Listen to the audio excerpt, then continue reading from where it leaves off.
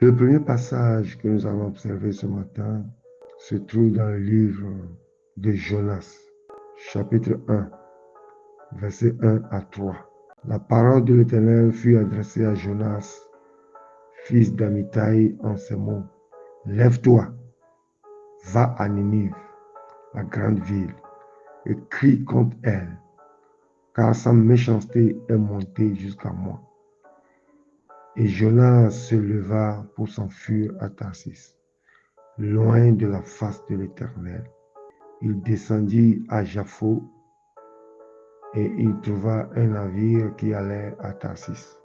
Il paya le prix du transport et s'embarqua pour aller avec les passagers à Tarsis, loin de la face de l'Éternel.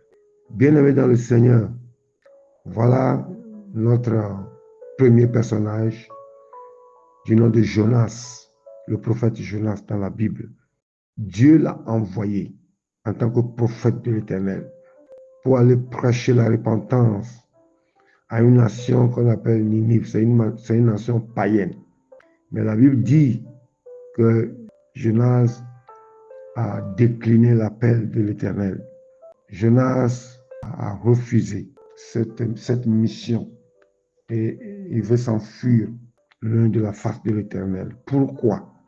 Ninive est la capitale de l'Assyrie, du royaume de l'Assyrie. Ce peuple païen et barbare qui avait déporté le peuple d'Israël, toute la partie nord d'Israël.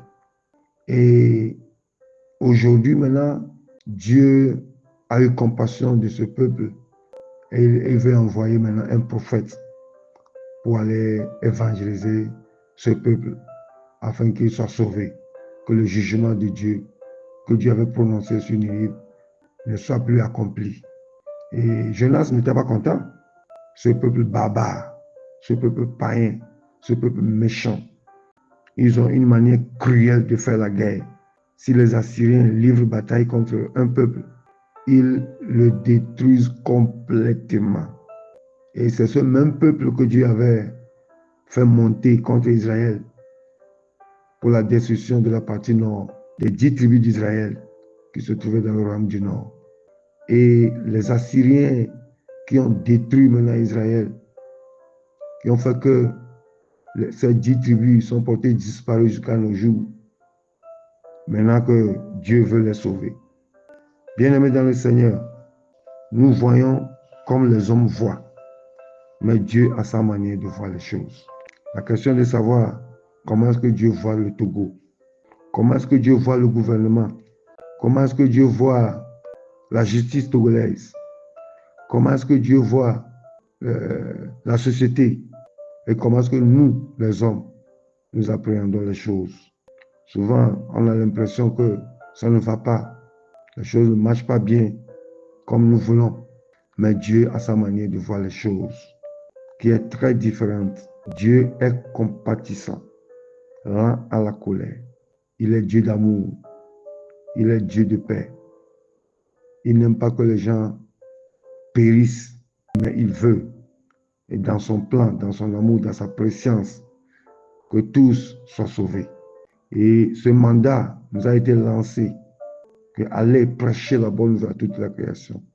Nous avons reçu un mandat, et ce mandat, c'est de sauver les humains. C'est de prêcher la bonne nouvelle. Je vais vous poser une question, bien-aimés. Aujourd'hui en Afrique, plus précisément au Togo, quand une fille, ou bien si ta fille, si tu es un parent, si ta fille vient t'annoncer qu'elle a trouvé un gars dans une famille de votre village, ou bien ton garçon qui est venu te dire, ah, j'ai trouvé une fille dans telle famille, alors que le grand-parent de la famille du garçon ou bien de la fille avait tué un de vos aïeux, un de vos grands-pères ou bien une de vos grandes-mères, qu'allez-vous faire? Vous allez dire, oh, la famille là, c'est une famille méchante parce que son grand-père a tué notre grand-père. C'est pourquoi tu n'as plus droit à te marier à eux. Voilà un peu la manière dont nous voyons les choses. Mais Dieu a sa manière de voir autrement. Dieu a sa manière de voir les choses autrement. Vous voyez, bien aimé, Jonas connaît bien l'histoire du peuple juif. Il connaît bien la souffrance de son peuple. Et il sait que, selon l'histoire, ce peuple méchant était ceux-là que Dieu avait fait monter contre Israël. C'est ce peuple qui avait déporté tout le royaume du Nord. Là, c'est très grave. Je ne peux pas aller évangéliser ce peuple. Là, défuntons. Au moment où Oumi, où Blomia Domé, où Tchakami, et Béami, on a cité. Bémi Baba l'évangéliser, bien que Baba le Khonyara Konawa, Amo Datumi, Amo Lemi Ture Gakpa Ome, on nous vend combien, nous qui Béami, on a cité. Bémi Baba le Dogbera Rota, on a cité, Bémi Baba le Voanou, mais on le chose le cas. C'est comme ça que nous tenons nos propos. Bien-aimés dans le Seigneur, chers pasteurs, chers apôtres, chers évangélistes, chers missionnaires, chers chrétiens dans le monde entier, changeons de paradigme, changeons de mentalité, afin de commencer à voir les choses comme Dieu veut que nous voyons. Bien-aimés, que se passe-t-il quand nous refusons d'intercéder? Que se passe-t-il quand nous ne sommes pas à la bonne place et au bon moment? Il y a certaines personnes parmi nous, Dieu veuille que tu sois dans une ferme, mais à cause du jus du ministère, tu es toujours à Lomé, tu es toujours resté à Palimé, tu es toujours à Takpamé ou à Kara, dans les grandes villes du Togo, alors que ta mission, c'est d'évangéliser les plus reculés du pays. Bien-aimé dans le Seigneur, fique au léo, fique moba noyé au léa, fique moba noyé au léa. Jonas a refusé d'être là où Dieu voudrait qu'il soit. Et vraiment, ce qui s'est passé, c'était horrible. Où est-ce que Dieu veut que nous soyons? Où est-ce que Dieu nous a placés? À quel poste tu es présentement? Il y a certaines personnes qui ne sont pas appelées à être prophètes, mais à cause du jus du ministère, ils se sont autoproclamés prophètes. Pourquoi? Parce que, pasteur Oira, prophète Oira, on 1000 francs, prophète Oira, on 2000. Le prophète Panam là, après tu as le cœur. Quand tu es un simple pasteur, tu n'es pas trop considéré. Mais quand on dit que tu es prophète, tu vois sur la vie des gens, les gens sont intéressés, ils courent d'après vous. Il y a certaines personnes, Dieu ne les a pas envoyées à diriger une église. C'est juste pour évangéliser de maison à maison, de contrée à contrée, de village en village. Mais ils ne veulent pas vivre par la foi. Et ils veulent toujours être bénis par l'église, avoir un soutien mensuel, tout ça. C'est très compliqué. C'est très compliqué, bien aimé dans le Seigneur, si nous ne sommes pas au bon endroit, selon ce que Dieu a voulu. Donc, dans le cas de Jonas, nous voyons qu'à cause de sa désobéissance, Jonas était quelqu'un qui descendait. Moi, je l'ai titré Jonas, le prophète qui descend. Quand nous voyons dans le Jonas chapitre 1, déjà, au verset 1, on dit, il est de Gath. Jonas, son village, c'est Gath Épher. C'est dans son village que Dieu l'a appelé. Il dit, lève-toi. Dieu l'a envoyé. Quitte Gath et va à Ninive. Mais lui, quand il a quitté Gath, il est descendu à Jaffa. Dans le verset 3. De Jaffa, il est descendu à Tarsis. De Tarsis, il est descendu dans le bateau. Quand nous continuons le verset 5, on dit qu'il est descendu au fond du bateau. Et du fond du bateau, dans le ventre du poisson. Du ventre du poisson maintenant, au fond de la mer. Chapitre 2. Il descendait jusqu'à descendre complètement. Baba et ba miledi. Et doit tiens vous pouvez et tout koubeleyi. Leito gapoto leito leji. Nemi gbebe ni ma o ma udo. Nemi gbebe ni ma khonyala ko. To yi vaname nam. Bien-aimé dans le Seigneur, ma on veut bien. nous que Maou doit signer le miaoua. Le miaton aoué. Maou Tchami, Dieu nous a choisi pour être à la brèche de cette nation. Dieu nous a choisi pour être des points focaux dans l'intercession pour lui. Nous devons prier pour être toujours dans la volonté de Dieu. C'est très compliqué. Et là, défaut. Il faut être dans la volonté de Dieu.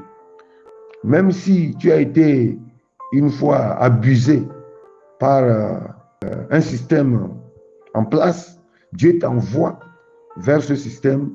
Il faut aller, il faut intercéder. Nous devons continuer par intercéder. Ce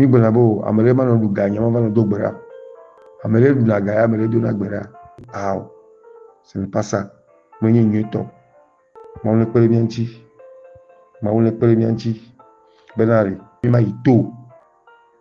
Quand nous considérons le passage de Luc chapitre 9, verset 54-56, nous voyons l'amour de Jésus pour les nations païennes. L'amour de Jésus pour ceux qui ne le connaissent pas encore. Bien-aimé, Dieu exprime son amour envers le monde entier. Car Dieu a tant aimé le monde qu'il a donné son Fils unique afin que quiconque, la Bible dit quiconque croit en lui, ne périsse point, mais qui est la vie éternelle. Il y a des gens qui prient, des pasteurs qui prient pour invoquer le feu sur les gens. Non. Si on doit engager le feu, c'est sur les démons. Mais ce n'est pas pour les hommes, ce n'est pas sur les hommes. Bien-aimé dans le Seigneur, nous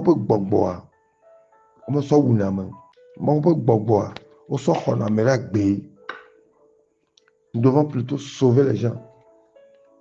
Nous devons plutôt intervenir dans leur cas, dans leur situation, afin que Dieu les sauve, afin que Dieu les libère de leurs liens, de leur servitude.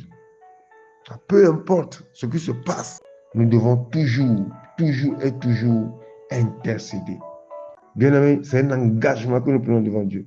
Ce n'est pas seulement en groupe, ce n'est pas seulement lorsque nous sommes en groupe que nous allons prier dans le groupe WhatsApp, sur YouTube. Non, dans nos maisons, dans nos prières personnelles, dans nos jeûnes prières, nous devons nous engager, puisque c'est l'engagement que nous avons pris devant Dieu et devant les hommes.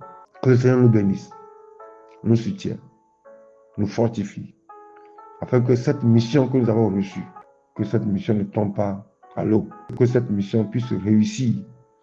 Et c'est nous qui allons la faire réussir au nom puissant de Jésus. C'est un engagement, c'est une volonté.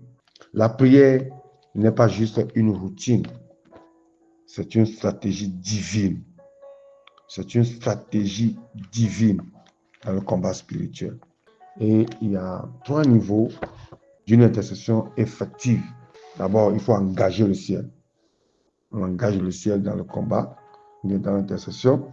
Et quand le ciel est engagé, l'atmosphère change en même temps. Ça, c'est le deuxième niveau. Donc, il y a changement d'atmosphère. Et maintenant, on renforce la volonté de Dieu sur la terre. C'est pourquoi Jésus avait dit que la volonté de Dieu doit se manifester sur la terre. Quelle est la volonté de Dieu pour l'humanité? C'est que tous parviennent à la repentance. Tous soient sauvés. Par quel moyen? Par notre engagement. Il y a la cité. Dieu veut coopérer avec nous. Dieu veut marcher avec nous. Donc Dieu peut lui seul, dans son autorité, il peut se lever un jour pour changer le monde entier. Mais il veut coopérer avec nous. Es-tu prêt?